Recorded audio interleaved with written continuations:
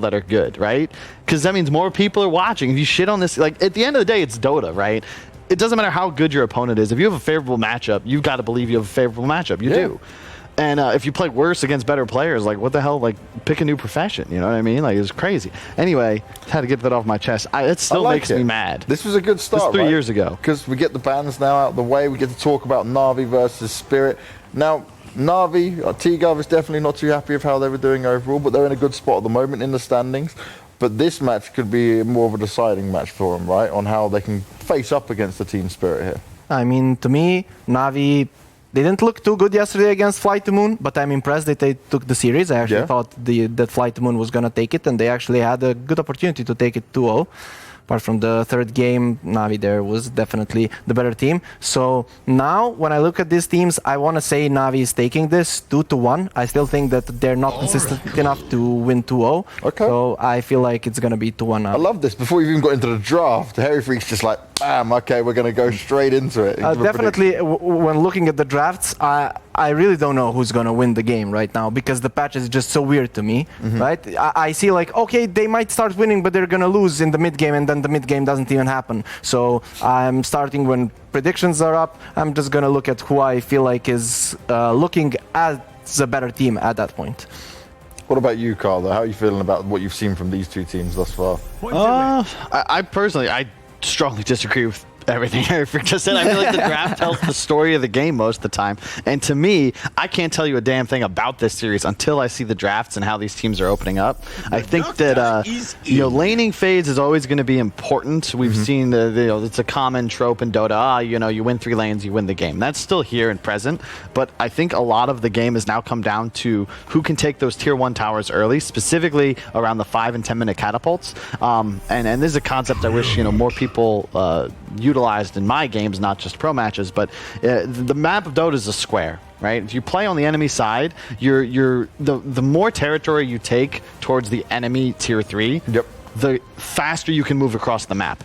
So as soon as a team is strong enough to take these team fights in the mid game, if they can start playing enemy triangles, you just win. Because effectively, to get on map, the enemy squad has to run through you. That's not going to work out well for them, and you're going to slowly out-resource them over time. It just makes sense. And so far, NaVi, this is a really very just CIS draft so far, because you don't typically see Harry Freak might be able to tell me, this Pango opening was exactly the same opening they had yesterday, right?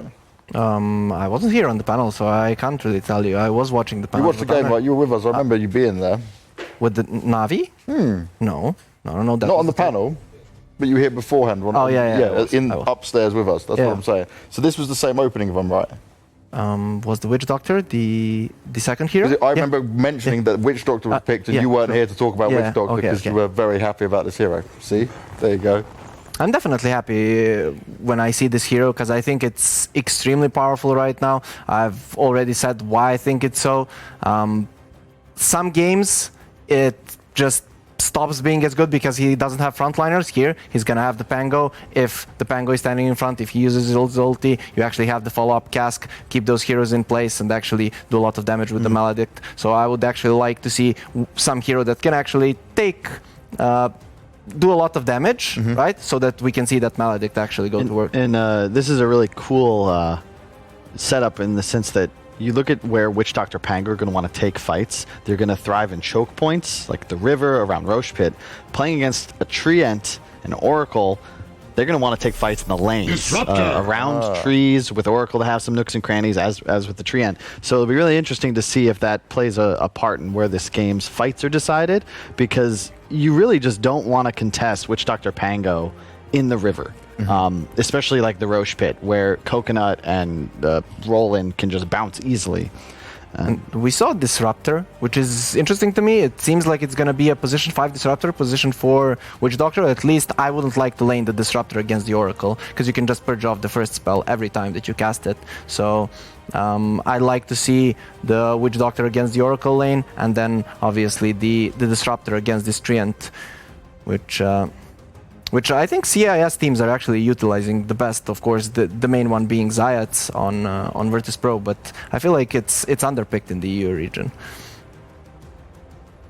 And the Boots change helped out Treant a lot because Boots gives raw move speed now instead of percent based. So Treant previously was just felt unplayable. You had like a sub 300 move speed, like with Too Boots. slow, can't get anywhere. Yeah, and you're just worthless.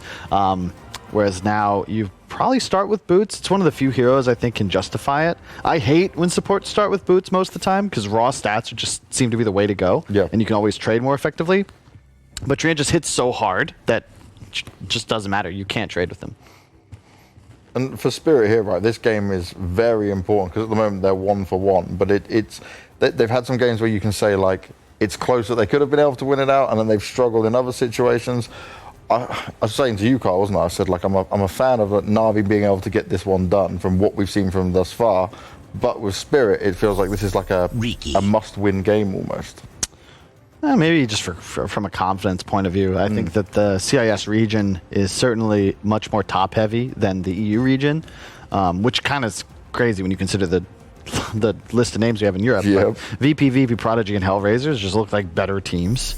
I speak for the it's a trees. really ambitious Nature's Prophet pick into a Riki and a Treant. Effectively means that this Navi lineup is banking on staying ahead, which makes sense. Disruptor, Witch Doctor hate when heroes can jump them. They need to be playing from a position of power. So you want to be taking the early towers, abusing map control so that your glimpses now get you free exit kills. You don't want to play into a diffusal BKB Riki at any point, or you are in some big trouble.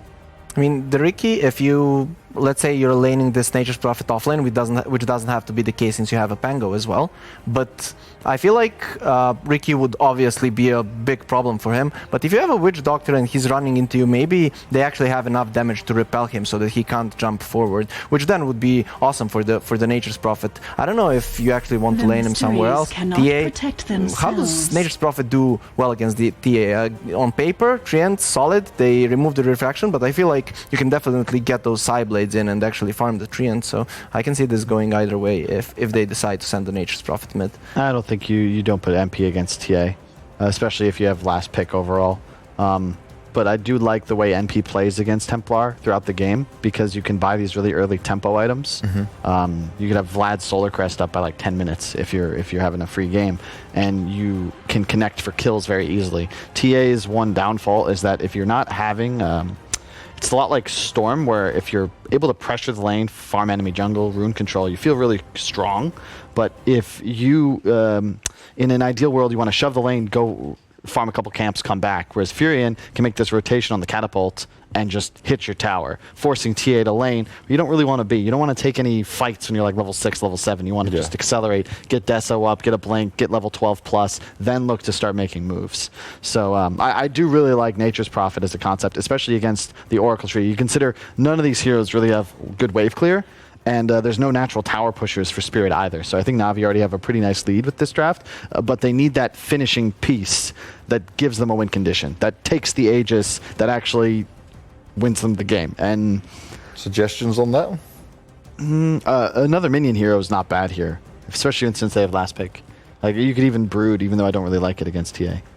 And also, to your point, okay, they banned the Huskar. They really don't want to lane the TA against the Huskar. To your point, the Nature's Prophet can actually TP mid, and it's a big problem for TA here, because these supports, if they TP in, they're not really going to save her, and she's very susceptible to getting ganked, especially by the MP. Your refraction charges aren't going to do anything much. So they go for the Batrider. Covers the TA, and gives them... It's just really good against Furion as well.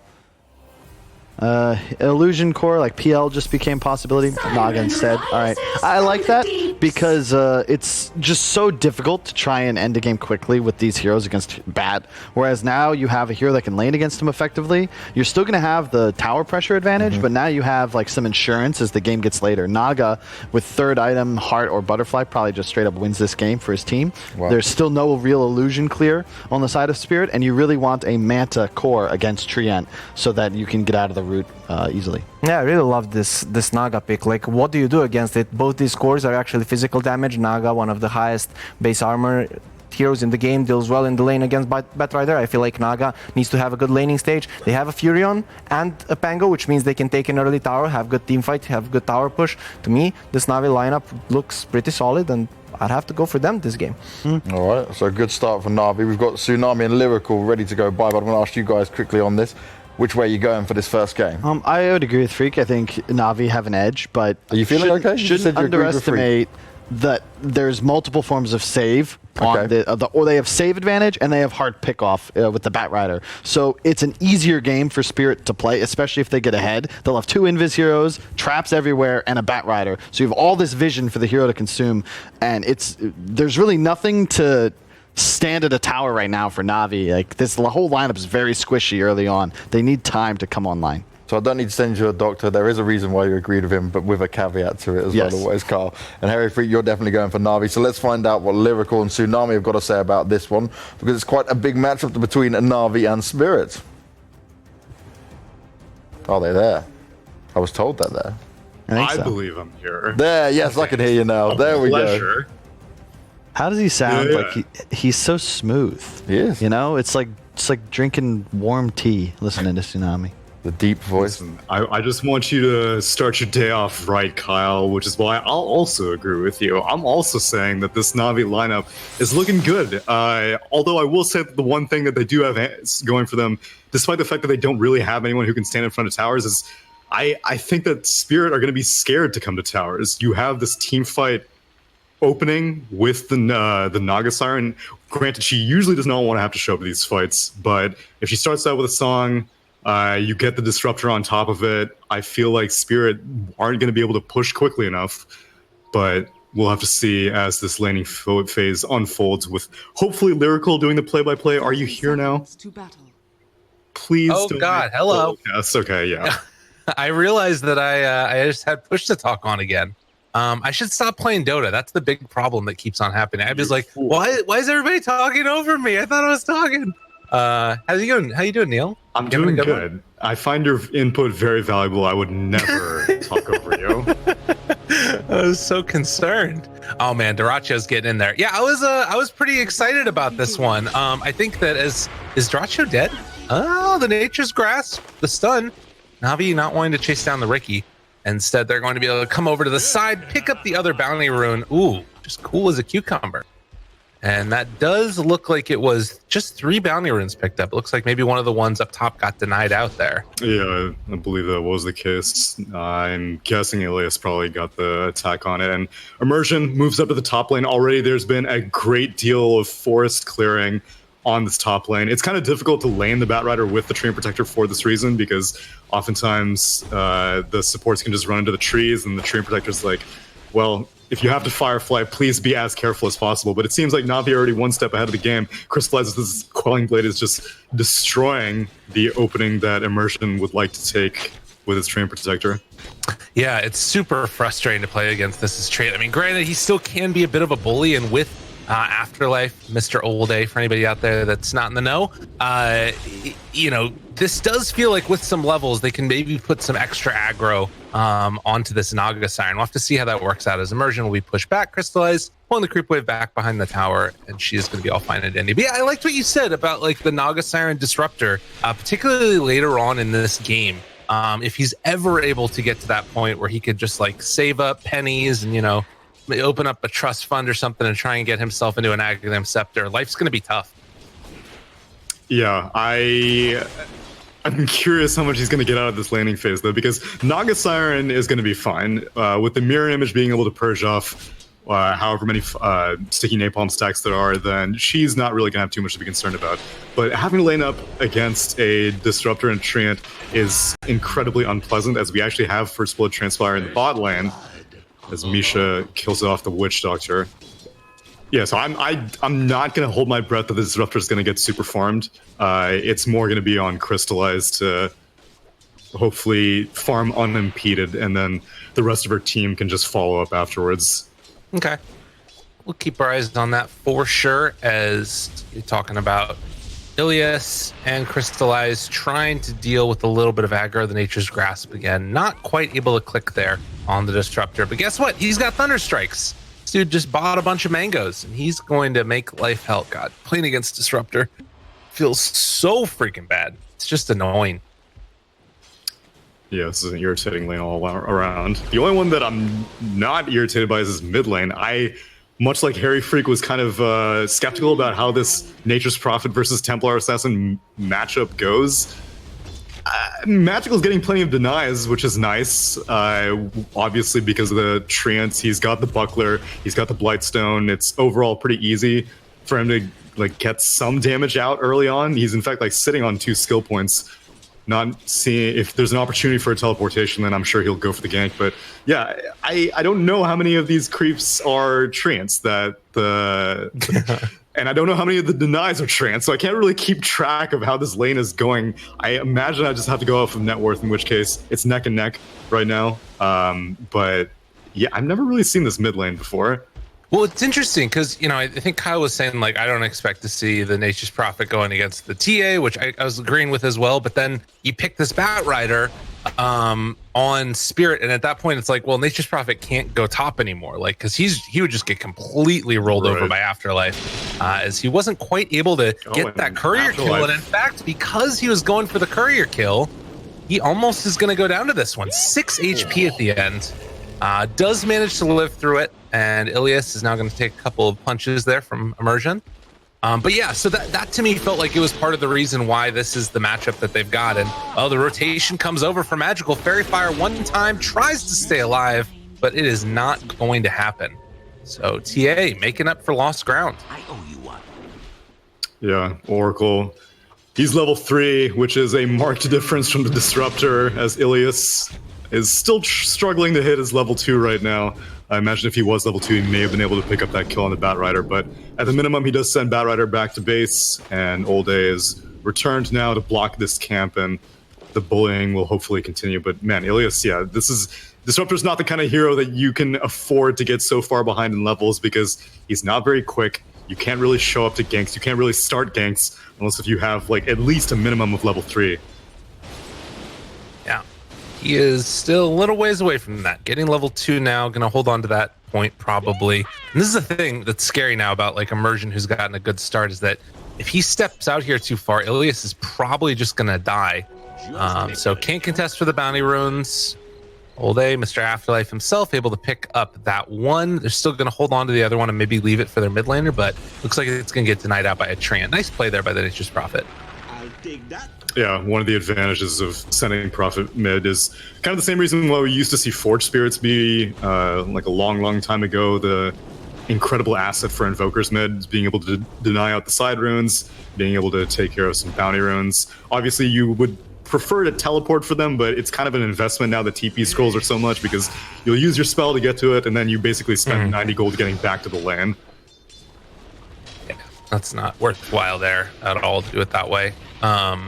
But you do see that having that point up and teleport now, if there is an opportunity on one of these other lanes, Team Spirit need to be a little bit more wary at this point. You're about to have level 6 on Nature's Prophet. Can make that rotation with the catapults as well if you wanted to. There is a little bit of action going on up top as Immersion has made this rotation as well.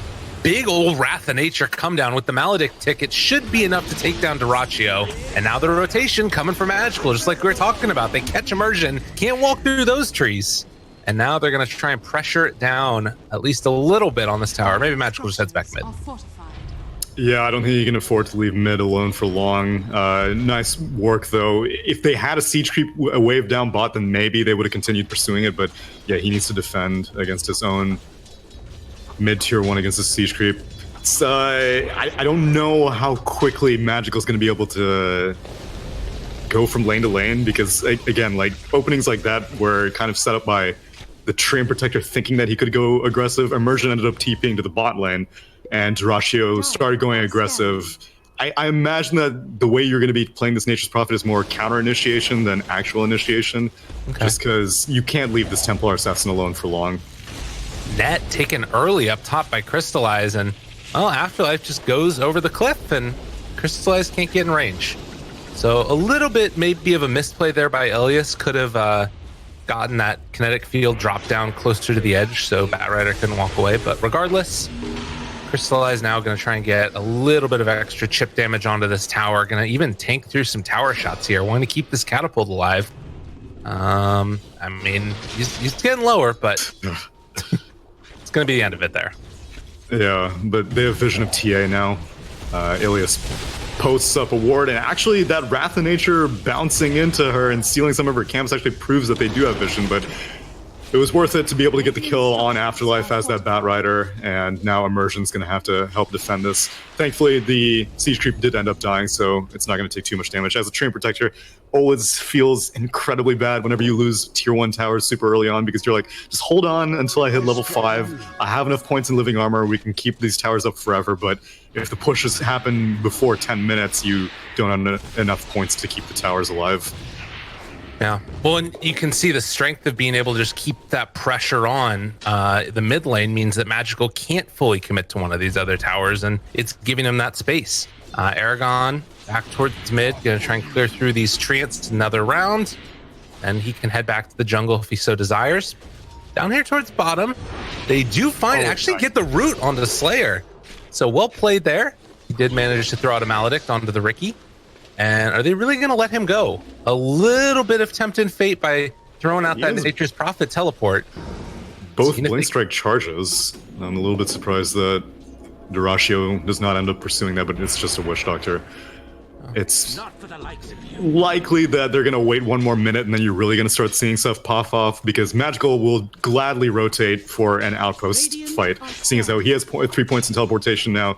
Wrath of Nature's online, and I don't think a Templar Assassin will show up to an outpost fight unless if it's her own. Oh, nice glimpse there from Ilias. I don't know if it's going to be enough to keep him alive. Does actually have raindrops, so that might be enough there with the salve afterwards. No, right click comes through, and he is dead. Immersion took a punch there. Oh, but he's able to get through. Yeah, he just walks right through, and meanwhile, yet again, bot lane, things popping off. Ratio, will he be able to kill off Pasha? Well, juke. He's got a... Well, vision there from Pasha, trying to back away. Blink Strike, swashbuckle, and he gets the finish. He was done so.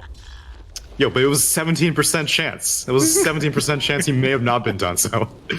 That's fair. He goes down, and looks like both outposts are going to go the way of Radiant, as Nature's Prophet threatening to teleport up top, just in case Crystallize got fresh with a fight, but it seems like they're not going to be able to show up in time, and both outposts go the way of Radiant, as well as for the bounty runes. Wow, so Spirit definitely keeping their eye on these objectives much more closer than NaVi.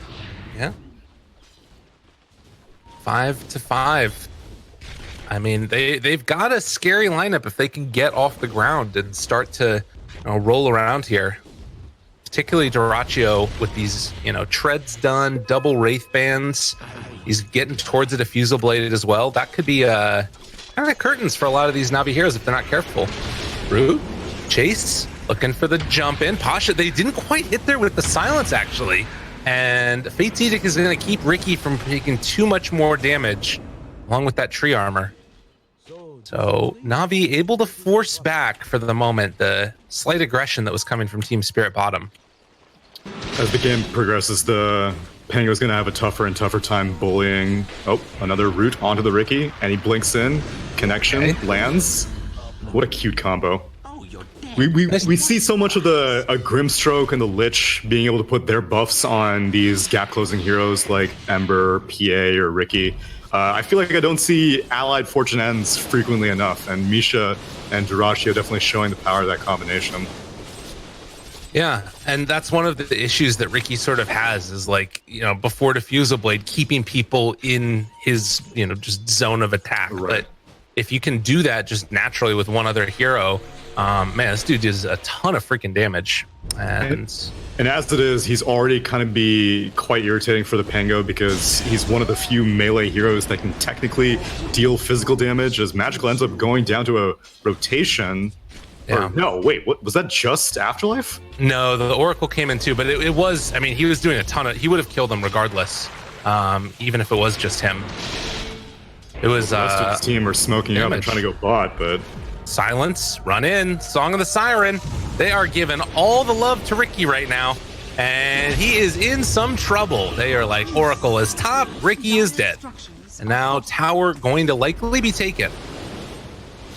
Surprisingly early rotation from Crystallize. Usually Naga Sirens like to stay in their half of the map for the overwhelming majority of the first 20 minutes or so, but possibly feeling the need that she has to show up, as a glimpse going to send Afterlife right back to the top lane. but against the Treant Protector, you really have to commit very, very heavily to these pushes. Once upon a time, Nature's Prophet was going to be good at it, being able to burn off the living armor, but not anymore. Look at this. The Deso immediately given over to Aragon, and now Misha can just throw the Fate's Edict onto Roche, and Aragon can start taking it down. So soloing Roche while bottom lane, they're trying to pressure in and take down Immersion here. As the stun goes back and forth, they're going to get an Overgrowth out for the moment, trying to stay alive for all he's worth. The Maledict on him, as well as the Hurn and everything else, he is going to die. But you can see this opens up space for Team Spirit to pick out a Roche. It's huge. Yeah. And with no song, that's pretty much guaranteed. Freaking Ergon is level 13 right now, and he's just been power leveling the whole way through. Yeah, Desolator completed. He's going to have the blink in probably just another 2 minutes. And I imagine Team Spirit were content giving up some early objectives, which really they only ended up giving him one tier 1 tower, which is pretty fantastic, seeing as how Treant Protector Immersion ends up maxing out his Nature's Grasp. Only 1 point in the living armor as now they're finding Crystallize. They pull him back in, and a couple quick right clicks, no song, he dies. That level 1 song takes forever, and he might have been able to escape, but he had a clarity on him, which revealed the real Naga Siren, and then they just ran him down. So man, 8-7, 3,000 gold lead with Roche taken. Team Spirit are rolling. Yeah, I don't know how you keep the Naga Siren protected now. There's already tons of Radiant Vision, as well as this outpost control, as Magical will be able to get out, as the Oracle is not able to get the root in time. Yeah, with all these Observer wards in the northern jungle, Naga Siren is not going to be safe anywhere, especially BOT Rush from Afterlife on the Batrider. He's just going to be constantly hunting her down. Yeah, and the panel was saying that there were elements of this Navi draft that they really liked, but a big part of that was predicated upon them being able to stay ahead, stay aggressive. Witch Doctor, Disruptor, heroes that want to be the ones on the front foot, and now having to react consistently, it's going to be up to probably the big team fight that you're going to need of like a song and then into that Disruptor ulti afterwards. But whether or not they're going to be able to find that setup consistently is kind of another matter. We'll have to wait and see. Team Spirit looking good. Where do they need to go now? Is this just a farming Aegis at this point, pretty much? It's basically like we're going to stay on your half of the map, Aegis. If there's a fight, great. We'll probably win the fight. Otherwise, you are not allowed in this zone that we have immense amounts of vision. And once Ergon completes the Blink Dagger, which he basically has after this wave, then at that point, he doesn't even really need that much vision. He just needs to play with one other hero. He has 2 invisible heroes on his team, so he doesn't even need that much Observer Ward vision. He can just have Ricky go up front, or Immersion kind of gets spotted by a Sprout, but they can't catch him for long, and the rest of Team Spirit's going to just start pushing mid. Oh, by the way, I saw the Ironwood tree picked up for Treant Protector. You always get the best items when you're one of these heroes. Can you imagine not getting this as tree? You get some other you legitimately have to play a completely different game if you don't get the Ironwood tree. Yeah. Just imagine just getting an Iron Talon or Keen Optic or something. You just feel terrible. Oh god, yeah. Those are good on other ones, but tree at least. I want to see those others. So another round of items picked up. Imp Claw for the Batrider. So that is a very nice TA item if she wants that. And immediately picks it back up. That is going to be such a huge amount of damage. Yeah, and Ricky's got a Dragon Skill armor of his own, so I'd say things are looking pretty good for Spirit, and you see how Navi have to just stay clumped the entire time. Crystallize is farming on the same half of the map as the rest of his team. Afterlife, did he not see the Witch Doctor? What? Okay, he's just running through everybody. The Blade Mail is out from the Nature's Prophet, and he just died. They all, what? Yeah. Okay. Not entirely sure what happened there. Now Ergon. God. Gets spotted. Silent. This is good. Imp Claw hit. No, they're all grouped up though. Elias is gonna be landed down. Buyback. I don't know if this is gonna be good enough. Magical ball back as well to try and get into this fight. They're gonna lose the TA at least once. Now, can they manage to bring her down again? Rooted for the moment. Pasha actually able to turn that stun back to the side, but Aragon just a jump in blow up of Pasha. So they burn through the Aegis, and they will. Magical needs to be careful here. Does not want to go down, but there was no chance for him to get out of there. Wow. Yeah, no scroll and teleportation on cooldown. Definitely dramatic turnaround, but Spirit were kind of willing to give up that Aegis. It was going to time out in like 45 seconds anyway. At most, it kind of interrupted their top tier 2 push, which they did not end up finishing off. But I guess I kind of have to count Batrider dying as part of that, because Afterlife went in way earlier than the rest of his team there, but it does set up for a handful of kills. They do successfully get to use the Aegis, but you're seeing the potential for this team fight. The only problem is it's predicated on a relatively high cooldown ultimate, but Crystallize is doing so well. It was a level 12 Song of the Siren, so it's going to be up in just another 45 seconds.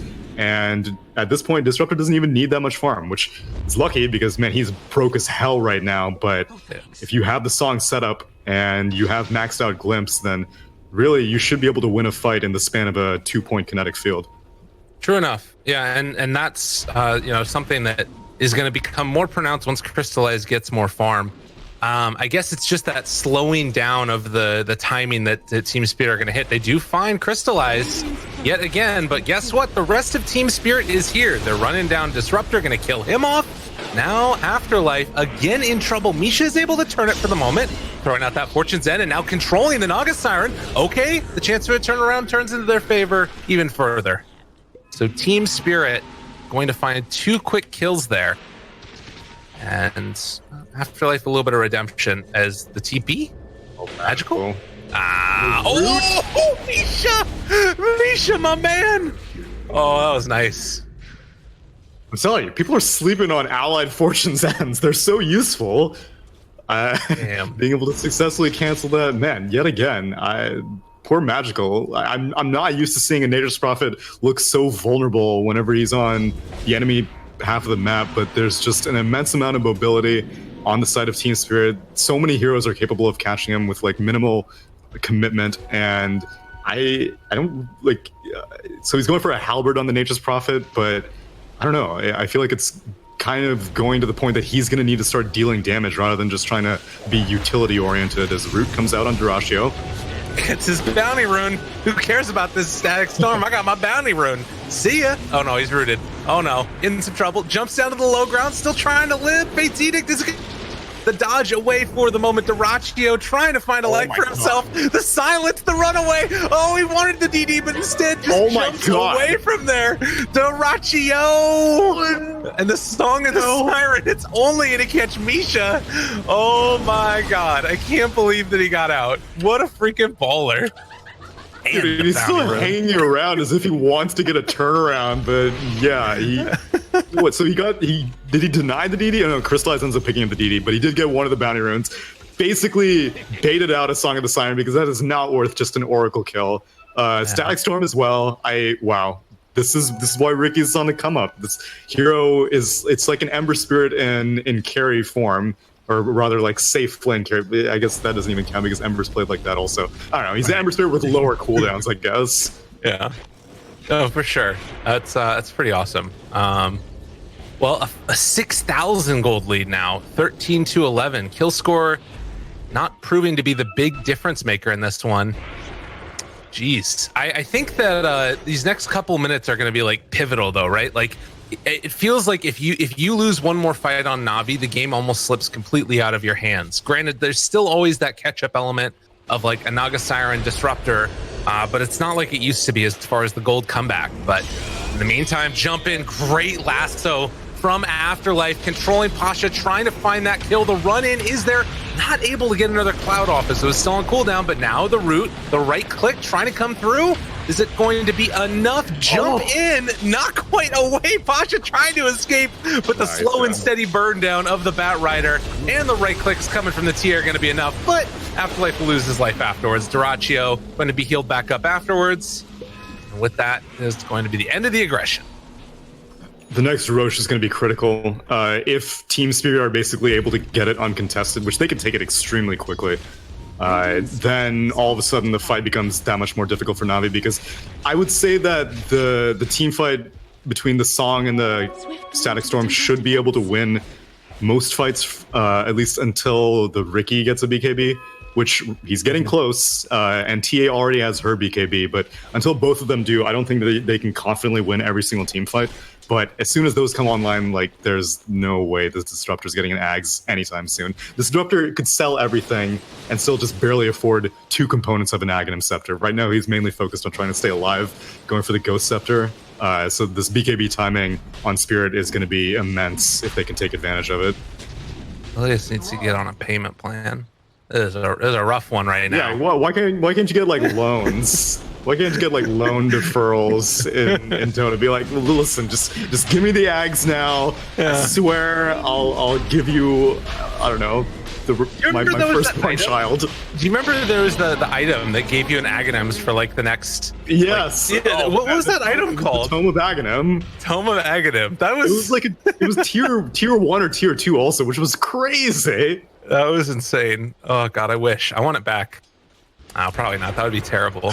I would be so angry if like you get that on, I don't know, a Luna or something. But regardless, down bottom, Afterlife setting up for the kill that he is anticipating to come around, and it's one Naga Siren Illusion. Crystallize is going to break his smoke in just a moment. Up on the top side, Immersion throws out the Nature's Grasp, and NaVi going to be able to take control of this outpost. Dude, they have to stay so grouped up.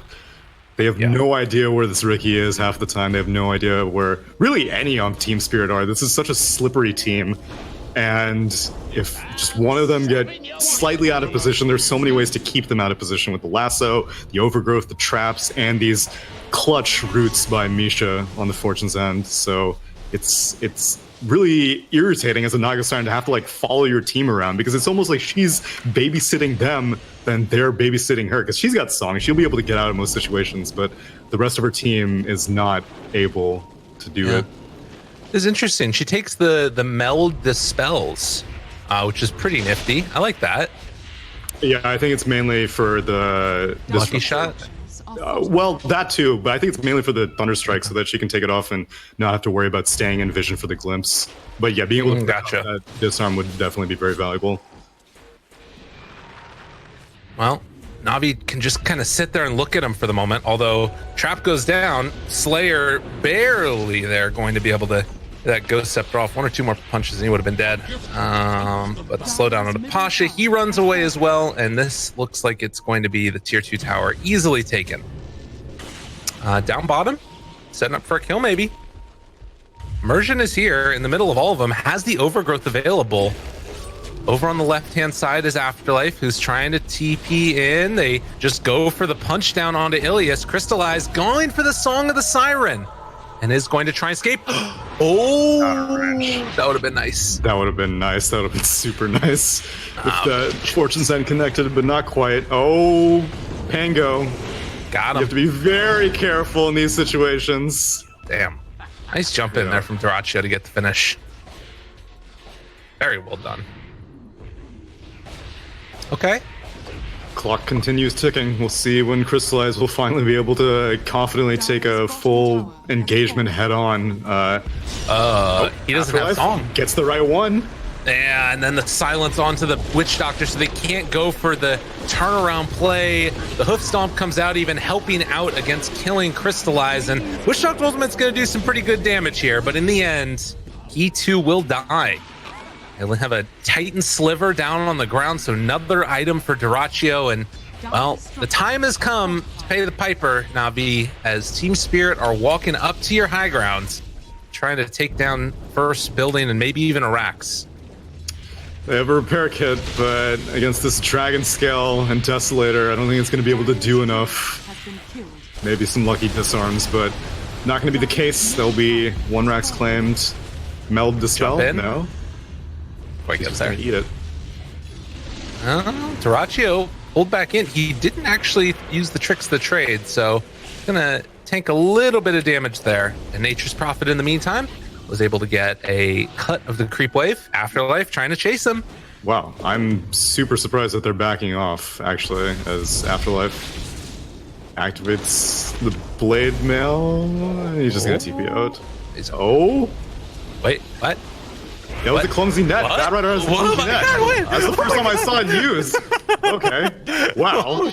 Dude, Wow. this Ninja Puppet never gets to teleport. Oh, it's so sad. He gets his TP canceled by 1, and then the smoke cloud silences his TP out. Ugh. Wow. Jeez. Yeah, And not that's a fun game. a nullifier picked up afterwards for Aragon now. So nice Ghost Scepters. Yeah. Yeah, I guess that's pretty much it. It's just a really Pack it in, guys. We're done. Yeah. Oh no, not again. They got him caught. The nullifier, the silence, crystallize. He just wanted to sing. No singing for you. The buyback coming from the Disruptor. They're controlling clumsy net kill. Pango is going to buy back. They buy back on the Naga. Everybody buying back in. They need to song. They need to find an opening, but the silence is there right from the start. If Naga isn't careful, she would go down too. They will lose Aragon. It was good timing. It was right after the Aegis timed out like 10 seconds ago. So, I mean, not bad. She's dead for 80 seconds. Streak goes the way of the Witch Doctor, which is not great. Also costs 3 buybacks, which is not great. Also, Naga Siren did not really get to participate in any of that, which is not great. But hey, you maintained Rex, and you bought yourself basically like a minute and a half of farms. So every little That's bit great. counts. It's great. It's great. That party's good at least. Yeah, definitely. Man, clumsy net. Now Afterlife also has the gem online, so the fact that they've always been like super oppressive with vision is now going to become even more so. This tree's got a blink dagger. Misha's got a blink dagger on the Oracle. Holy Toledo, that's crazy. Yeah, Disruptor wishes he had a semblance of the farm that the Radiant supports have right now. Radiant structures are But also, the Radiant supports are also more capable of farming. This is one of the reasons why Disruptor is just like a very, very difficult hero to play. Unlike most of the other supports that are popular in the meta right now, he is not good at being able to farm. Thunderstrike is not a great farming tool because you don't want to have to put levels in it early on. And the hero himself is just not good at finding like jungle neutrals or anything like that. So again, if Ilios does manage to make his way to an Aghanim Scepter, the game changes drastically. Yeah, and I mean, I think that one of the big things that is sort of the reason that we haven't seen much comeback is because of that gold gain that you get from winning a fight. And I mean, that's still going to remain true, but I think that the caveat to that is that if you have the better team fight, you can win that fight over and over and over and over and over again. Right. And the Disruptor Ags will get you there. The unfortunate part is that he doesn't need the gold to get there. Well, yeah, like you said, he's a little ways away. Little ways away. Just a little, just a tad. They do And have the, also, in the meanwhile, the BKB, like that was only the 10-second BKB from the Riki and the Templar assassin in that last fight. So Yeah. they still got plenty of time to be relevant before that Aghanim Scepter does come online. Duraccio is also going to be going for a nullifier next. So he is going to have that one very shortly. And man, it sucks to be a support in this game. That's all I can really say. It feels real bad. Oh, they're just waiting for the next Roche. So capable of respawning in 15 seconds. We'll see what the extended timer ends up looking like. Magical also can be a little bit annoying. Like, he doesn't feel like a mid hero right now. With just the Blade Mail and the Heaven's Halberd and the Maelstrom, but maybe give us some more time. It's definitely geared towards more like the utility offlane style, which is why it's putting so much on the shoulders of the Naga Siren. Again, like I feel like she's the one who's having to babysit the rest of her team as actually the Witch Doctor. Yeah, that's gonna happen. Poor Ghost Scepter. Oh God, Nullifier is so strong right now. These supports, it's just like death. Wasn't no matter really what. that hard to kill supports in the first place. Like, why did it have to happen like this? Why did Yeah. supports have to lose that little bit of relevance? I loved whenever I was a support player and I'd see a nullifier on the enemy team because I'd be like, oh, okay, you know, at least I'm still useful. It's not going to be used on me. That's going to be used on my BKB carriers. But no, now, I mean, sometimes it is used on my BKB carriers because I can't force stuff them out, but man, it's very, very irritating. And Ricky's one of the heroes that you don't even need to like kind of justify it because of the dispelling ability. It's just the consistent slow with the blink strike and the tricks of the trade just make it worthwhile. It's just like a damage item and a kiting item. Yeah, well, and I think that that thing you talk about with the Force Staffs too is particularly relevant here because, like, against a Riki, that's one of the main counters. It's one of the ways that you deal with this stuff before BKB. And I mean, Naga's still not going to be getting a BKB for a while, I don't think. So she is fairly stacked up as far as damage goes. If Crystallize can just stay on a target, I feel like that target will die. The problem is that all these heroes are fairly elusive. Right. It's and also I don't really know who she should be focusing because they're so elusive. Like the Ricky's going to be able to get out of most situations. They don't have enough stun or disable to keep a Ricky still. And Templar Assassin with the meld dispels, like she'll be able to blink out, take off a Thunderstrike, and also be able to disappear. And now third Roche, these have been some extremely quick Roche respawns. This one with the Aghanim Scepter, which you and I were seeing a handful of Templar Assassins just outright build the Scepter. I wonder who they're going to give it to. I feel like you got to give it to Ricky in this game, who actually is going to pop his BKB, and he just goes in. Dude, there's 4 heroes here. He just jumps onto Ilias. Poor Disruptor doesn't even get a chance to play Dota. And now Navi trying to escape the jump in, lasso onto Crystallize, Overgrowth afterwards, trying to escape, rooted, controlled, the BKB, it is not going to be able to keep him alive. Slayer trying to TP out of there, gets finished off by Misha, and they're not even going to give us a chance to see who they take the Aghanim Scepter for. They're just going to run down mid lane and probably try and take tier 4 towers. Yeah, you can already verify that half the team does not have buyback available because they all spent it on that last fight. So Naga Siren out of commission for another 2 minutes. Just gonna try to zone out Magical of his own base, and they're just gonna wrap up the game. There was a repair kit, and Disruptor has it in his backpack. He could put it on the ground. Yeah. I don't think it matters, but it's... Yeah, I mean, it would be something, but they don't even have Naga Siren song for another 70 seconds. She managed to cast it in that last fight, even though it didn't do much. And, well, the Rolling Thunder jumped through. Witch Doctor Ultimate going to be taken away, and he is going to be pummeled down to dust and dead. And a repair kit, the Sprout onto the Ancient, anything at all possible. If they can keep it alive, possibly. Maybe an overextension. No, Ricky decides to go back in, take down Ilias yet again, because he is a bully. Report this man. Bully Duraccio is Magical, tries to keep alive the Ancient, but you cannot defend that which is already dead. And as soon as the Sprout goes down, it will be so, which is a nice fluid way of saying that this game is likely over. Silence comes out and GG's there. I appreciate the optimism, but yeah, that part, I mean, I clearly just did not respect Team Spirit enough because I did not think that they would be able to play this quickly and this, I mean, consistently. I usually